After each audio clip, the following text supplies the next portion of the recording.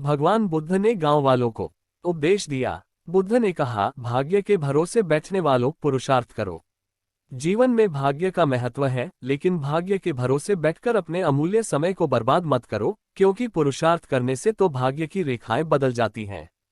भाग्य क्या है? आज किया गया कर्म ही तुम्हारा भाग्य बनता है।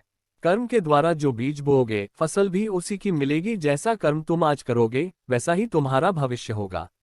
संभाग्य और दुर्भाग्य तुम्हारे ही हाथ में है। कर्म की प्रधानता को समझना होगा कि जैसा कर्म होगा, वैसा ही फल मिलेगा। जीवन को सफल बनाने के लिए पाप और पुण्य का बड़ा महत्व है। पूरी सावधानी रखो कि पाप होने ना पाए, क्योंकि पाप की सजा जरूर मिलती है। ये जीवन पिछले पापों से छुटकारा पाने के लिए और दूसरे नए पापों से बचने के लिए मिला है, और कोशिश करो हमसे पुण्य कर्म हो। तुम अपने जीवन को धर्म के मार्ग पर चलाओ। तुम्हारे किए हुए पुण्यों से धर्म को शक्ति मिलती है। यह मानव का जीवन बड़े काम का है। इसे सावधानी पूर्वक जोना चाहिए। अगर तुम गलतियां करोगे तो जागे चलकर पशु पक्षियों वाले कपड़े पहनने पड़ेंगे। संसार के नश्वर पदार्थों की इच्छा मत करना, क्योंकि इच्छा का फल बहुत दैख देता है। अच्छे अच्छे कर्म करो, उन कर्मों को करके अहंकार मत करना। अहंकार के मार्ग में अंधेरा होता है और अंधेरे में ठोकरें लगती है। संसार दुखालय है, अर्थात दुखों से भरा हुआ है। संसार से प्रेम मत करना, बल्कि अपने मन से पापों को बाहर निकाली और सदा सावधान रहो कि कोई पाप न होने पाए। मनुष्य का जीवन मिला है तो इसको सावधानी पूर्वक व्यतीत करना। अपने जीवन में आलस्य को आने मत देना, क्योंकि यह जीवन बहुत अनमोल है। पशुओं से पूछो कि मनुष्य जीवन का क्या महत्व है। पशुओं के जीवन में तो लेश मात्र भी सुख नहीं है। ये सोचते हैं कि हम कब मनुष्य बनेंगे, सर्दी में रजाई और गर्मी में पंखा होगा, कब हम परोपकार करके अपना जीवन सफल बनाएंगे। जो मनुष्य हैं वे अपनी मानवता को संभाल कर रख नहीं पा रहे हैं, बल्कि संसार के सुखों की अंधी दौड़ में दौड़ रहे हैं। वे नहीं जान पा रहे हैं कि हमारी मृत्यु हमारे पीछे पीछे आ रही है। मानव जीवन पाया है, बहुत अच्छी बात है। अच्छे अच्छे कर्म करो ताकि मन पवित्र हो जाए, क्योंकि पवित्र मन ही आत्मा को पा सकता है। अपने मन को शरीर में ही फंसाकर मत सतरो, क्योंकि शरीर आज है, कल होगा या नहीं ये किसी को भी मालूम नहीं है। शरीर आज नहीं तो कल मिटेगा, किंतु आत्मा सदा अमर है। शरीर की आयु कुछ वर्षों की है, परंतु आत्मा अनंत है। वह तीनों कालों में है। आत्मा पहले भी था, अब भी है और बाद में भी रहेगा। वह शाश्वत है, सनातन है, सूक्ष्म से भी सूक्ष्म है। संसार की सारी शक्तियां उसी से मना पाती हैं। तुम मनुष्य बने हो, विचार करो कि तुम कौन हो। जब तक ये समझ में नहीं आएगा कि तुम कौन हो, तब तक तुम भटकते रहोगे। जब तक तुम अपनी भूल में सुधार नहीं करोगे, तब तक तुम शांति को प्राप्त नहीं कर सकते। शांति को पाना है तो मन को पवित्र करके आत्मा का अनुभव कर ली। आत्मा में ही अनंत विश्राम है। ये शरीर कुछ समय के लिए मिला है।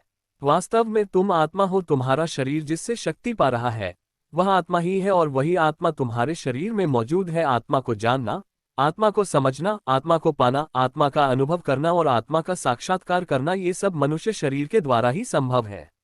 बस तुम सावधान हो जाओ कि मन में कोई गलत विचार आने न पाए।